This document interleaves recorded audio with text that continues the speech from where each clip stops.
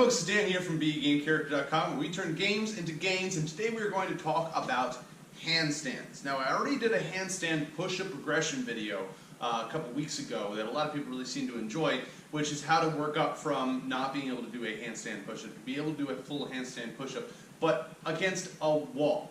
Now, a freestanding handstand is an entirely different thing. Handstand push-ups are mostly an issue of strength. Yes, there's some coordination involved there as well, but it's mostly an issue of strength. Whereas handstands, i.e. freestanding handstands, while they involve strength, are also in a big way about coordination, balance, and stuff like that. Now, fun fact, I'm still got a little bit of vertigo from my trip to Utah last week, so this is going to be entertaining. We're going to see if I can do it. But we're going to talk about basically the two major strengths that you need and how to work them as you progress up to a full handstand. Now, you don't need a mat like this when you first start out, but I do recommend you have one before you get to the end. We'll talk about why in a little bit. But to start off, a freestanding handstand relies mainly on two areas of strength. One is core body strength, and the other is finger and hand strength. Because as you're up there in your handstand, your stability relies on your fingers being able to counterbalance you one way or the other, and your core being able to remain tight in what's called a hollow body form in gymnastics, and also react a little bit to your swing. Although for the most part, you're going to be best off just kind of keeping this tight and still. There is shoulder strength involved. There is upper body strength involved. There is a lot of that involved as well. But your two main areas of strength you need to work on with your fingertips and with your core. Now, any given body weight workout should start to give you some of the strength you need for both of these, but exercises you can do to build these in particular, fingertip push-ups, all right, either a regular push-up or against a wall if you can't do a full push-up, and or kneeling fingertip push-ups as well. And for your core, you can do stuff like planks, which is basically exactly what you need to do. Supermans, like where you're lying on your stomach and you lift your legs and your arms up in the air, or other things like hanging knee, leg raises, stuff like that. So those are exercises you can do. We're not going to cover those right now. Instead, we're going to cover our progressions. So the first progression that I like to do is called crow pose in yoga, I believe. But basically, the idea here is you start off with your hands on the floor like this, and your hands inside your knees. You got your elbows inside your knees here, as you can see from the front. It looks like this, all right? I've got my elbows inside my knees here, almost kind of pushing out. And what I'm going to do is I'm going to push my elbows out, and I'm going to get my knees up to balance on my elbows. This can be really hard at first when you're first working it. So don't be upset if you have a hard time when you first start out with this. Even holding it for half a second is pretty impressive when you're first starting out. So what you want to do here, hands down, elbows out, and I'm going to show this from either side as well. And you're going to lean forward, you're going to lean your weight forward and place it up on your hands. Now this is kind of the starting point. And then from here, you're going to lift your feet up and hold your body like that up in the air. Again, we're going to start here. We're going to go up. We're going to hold like so. Now, I've held this for a long time because I'm used to this. I've done this before. When you're first starting out, you're going to have a hard time with it, okay? And like I said, that's okay. From the front, so you can see what's going on here. I got my fingers spread out, all right? I've got my elbows out. I've got my elbows inside my knees. They're going to give a little shelf for my knees to rest on. So really, I'm just working my finger strength and working my core strength, tucking my body up here. So I lean forward, again, get the weight off my feet, pick up, and hold.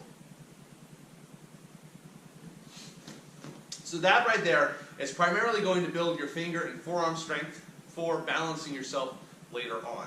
That's, again, one aspect, one area of having a proper handstand. So the next thing that we're going to do is going to build your core coordination, which you need to do. And what we're going to do is we're going to do a headstand or a shoulder stand. Either one works. So what you're going to do is you're going to come down, all right? You're going to put for the headstand, you're going to put your hands down and your head on the floor like this. For a shoulder stand, you're going to put your elbows down on the floor like this. Either one, it's the same theory. I like the headstand a little better personally, but a lot of people that have done yoga before probably prefer a shoulder stand. So, again, here, like this, what we're going to do is we're going to make a tripod base with either our elbows or our hands.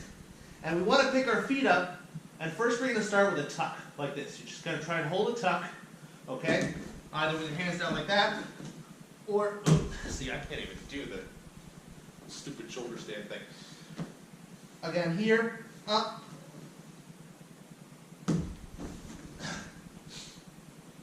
Nope. So we're going to have our hands down like this, put our head down, and you're just going to pick your feet up, and you're going to come up into a tuck hold here like this. Okay? I've got my weight evenly distributed between my hands and my head. And this is going to take a little bit of neck strength too, but not significantly. If you've got neck problems, this is probably not a good exercise for you to do, but handstands are probably not a good exercise for you to do if you have neck problems. This is where you might start to want some padding on the floor, all right? And specifically just because your head's resting on the floor like that. You can use a pillow at this point, but if you've got a gymnastics mat lying around, it's going to make your lift a lot easier. So again, tripod, hands and head, and come up into a tuck like this, okay? Once you're comfortable with this, you can start working, and that's why you have the mat here. So once you're comfortable in a tuck, you can start working on extending your legs up. And I got a little ambitious there. I forgot I had vertigo. You can start with one leg at a time and work on that balance. And then you can progress to both legs, like so. This is where you're going to start learning how to properly coordinate your balance and keep your body tight while you're up, like so. Now, if you feel yourself start to go over the other way, you want to do what I did, tuck into a ball and roll. Don't allow yourself to fall like a tree. So if you go up and you get ambitious and you start to go, oh, I'm falling. Notice what I did. I tucked back into my ball again and just rolled on through. So those are the two exercises that you want to do as you're progressing up to a full handstand. In addition to those, you want to be doing the handstand push-up progression that I was talking about, that of the video. That's going to help build your shoulder strength for what's going to come next. You're also going to want to, as I mentioned in that video, start doing handstands against a wall, because there's nothing really that's going to prepare you for the sensation of driving yourself at the ground and hoping your hands catch you, like doing a handstand against a wall and having a preparation for how that's going to feel, okay? All right, folks, we are moving on to arguably the most dangerous portion of today's programming, which is the actual handstand. And I am really not sure how this is going to go. Full disclosure, I haven't done handstands in a little while, so I figured it'd be fun to have the video camera on to capture my first attempts here.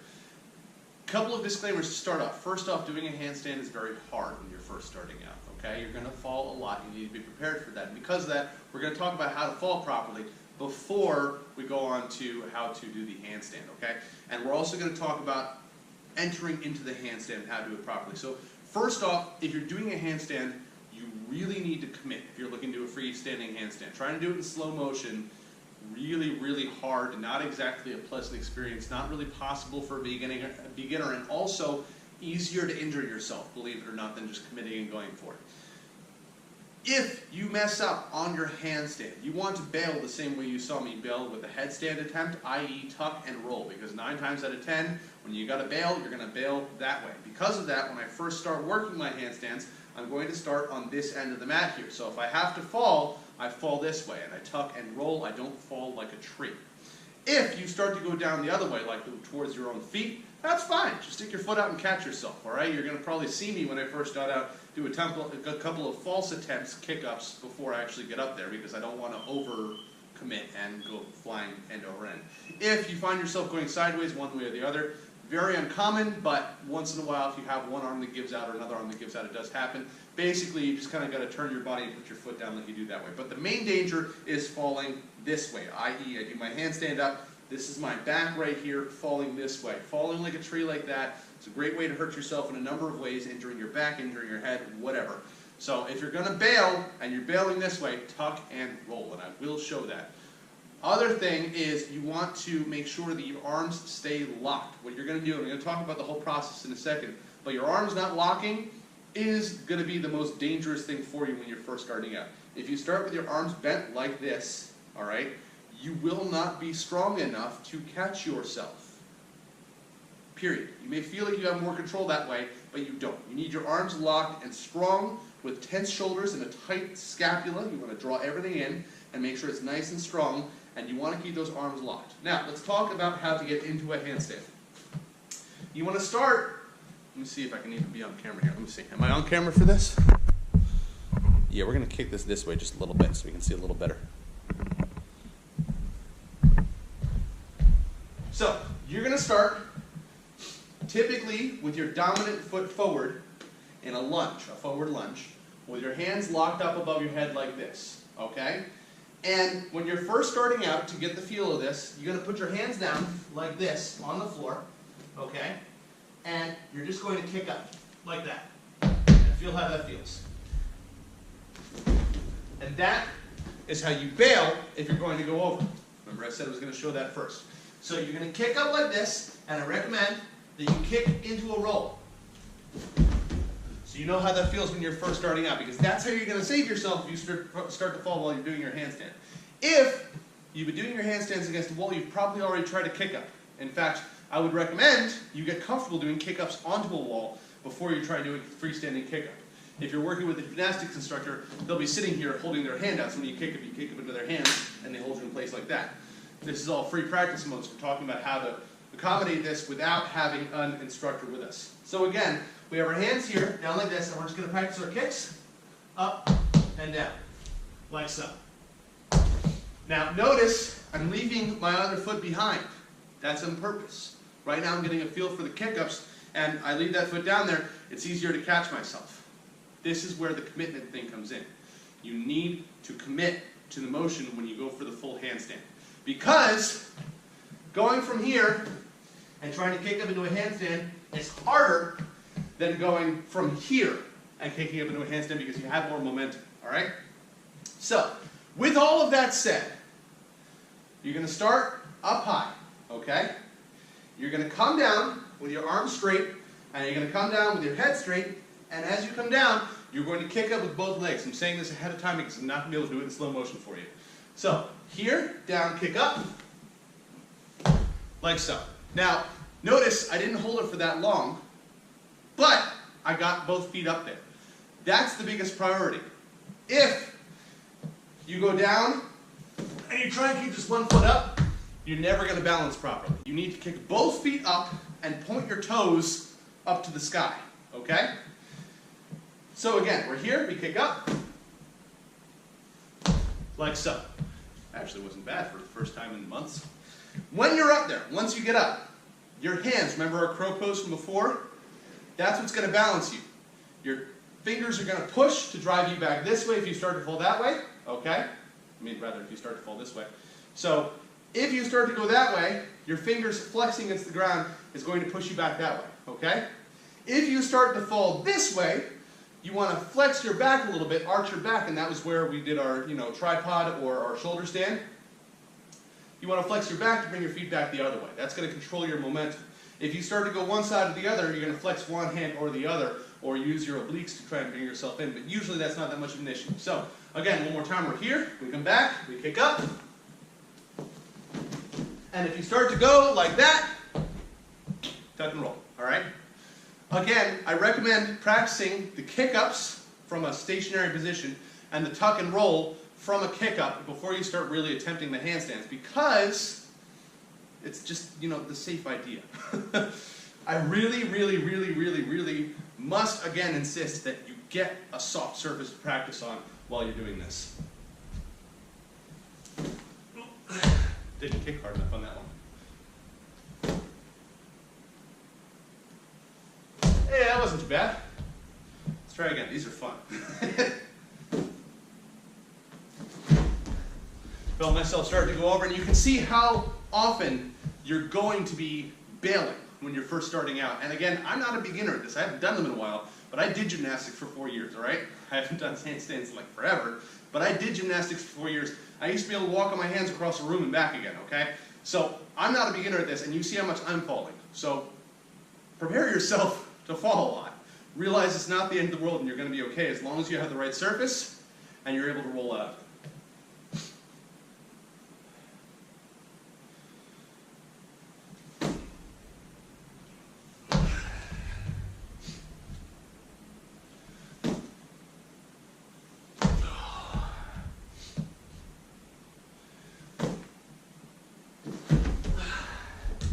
You got to get like that right edge, like right there, where you're perfectly balanced. Oh, I was so close. I was so close there. When you feel yourself just barely going over, That's generally when you're getting pretty close.